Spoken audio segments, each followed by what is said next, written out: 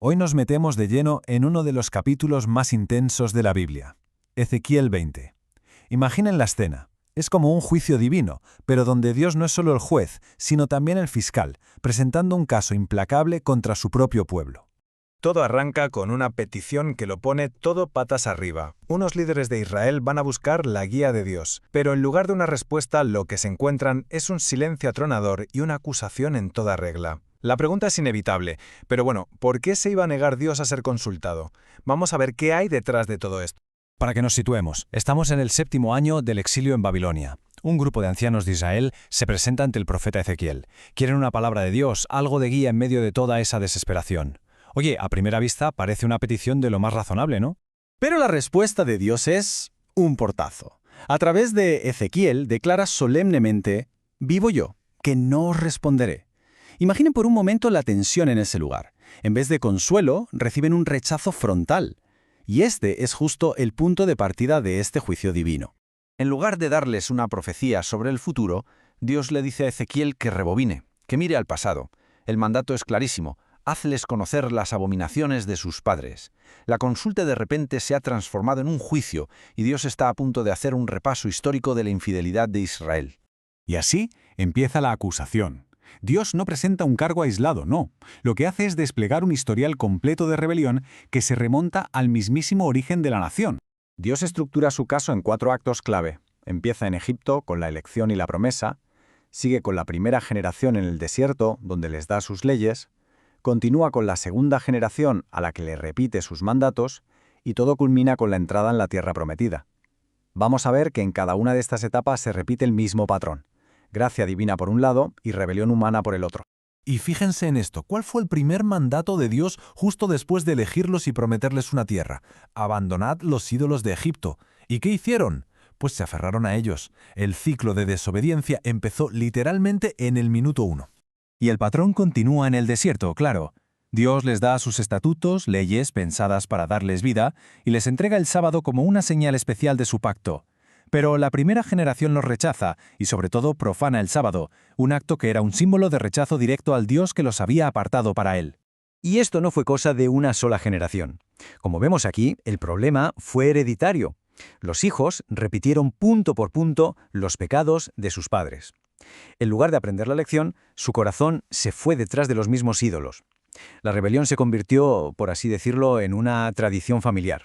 Con todas las pruebas ya sobre la mesa, Dios se dirige a los ancianos que están sentados frente a Ezequiel y pronuncia el veredicto para su generación.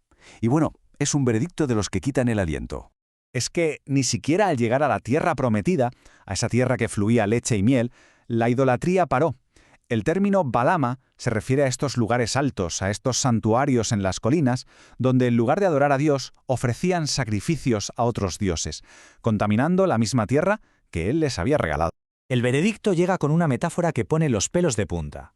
Dios profetiza contra el sur, el bosque del Negev, que en realidad representa a Judá y Jerusalén. Anuncia un fuego que lo va a consumir todo, un símbolo clarísimo de la destrucción que estaba a punto de llegar con la invasión de Babilonia. Pero ojo, el juicio no es solo destrucción, es más bien un proceso de purificación. Dios los va a dispersar por el exilio, a lo que llama un desierto de los pueblos. Y allí, como ya hizo con sus antepasados, los juzgará cara a cara. El punto crucial es este. El objetivo es separar a los rebeldes de los fieles, para así purificar a un pequeño grupo, a un remanente. Todo esto nos lleva a una pregunta clave. A ver, si Israel fue tan rebelde desde el minuto 1, ¿por qué Dios no los destruyó en Egipto o en el desierto? ¿Por qué los perdonó una y otra vez? La respuesta nos revela el motivo principal de Dios en toda la historia. Y aquí está la respuesta. Dios no actuó por los méritos de Israel, que eran nulos, sino por la reputación de su propio nombre. Pensemos un poco. Si hubieran aniquilado al pueblo que acababa de liberar, ¿qué habrían pensado las demás naciones? ¿Que su Dios era débil o que no era de fiar? Su misericordia, por tanto, estaba directamente ligada a su propia gloria. Y aquí vemos el contraste. Por un lado, las acciones de Israel, que merecían un juicio definitivo, y por otro, la respuesta de Dios, que frena su ira para proteger su nombre. Esta tensión entre la justicia que Israel merecía y la misericordia que Dios eligió mostrar es el corazón de todo el capítulo. Más allá de esta historia tan antigua, Este drama judicial nos deja unos principios espirituales que siguen siendo increíblemente relevantes. Vamos a ver 3 lecciones clave que podemos sacar de aquí.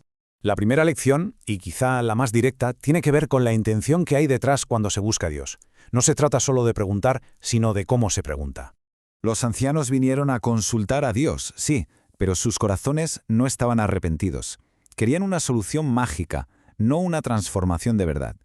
La lección es clara. Buscar a Dios sin una intención real de cambiar y obedecer es pura religiosidad vacía. Es teatro.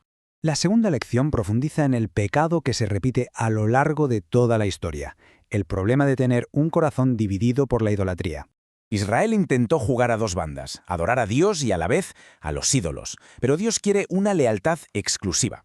Hoy en día los ídolos puede que no sean estatuas, pero cualquier cosa que compita con Dios por el primer puesto en nuestra vida, sea el dinero, el estatus o el placer, es una forma de idolatría que Dios rechaza de plano.